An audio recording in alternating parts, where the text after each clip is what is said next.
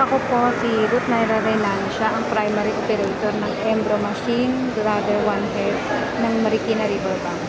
Ang Embro machine po namin ay madalas magamit. May last week output po is 20. Ito po ang aming screen monitor and USB port.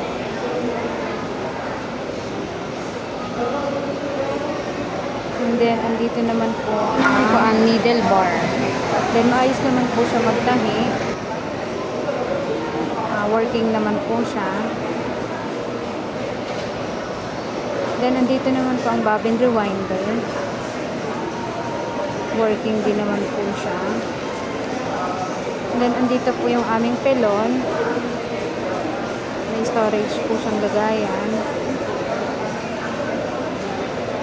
Then, andito din po ang aming frame storage po.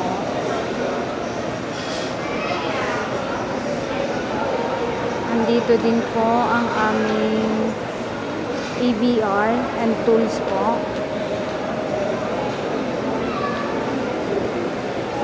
Then, andito din po ang used threads and unused threads po. Then, andito din po yung fabric sample. Nilagayan din po siya.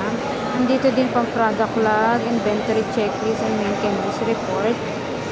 Sa file management storage capacity po namin, sa file namin ay 4G. Nakapag-delete naman po ako ng mga file last week. Then, ang file record on monitor USB status ay good naman po. Thank you po. And then, ito po yung mga sample na nagawa na po namin.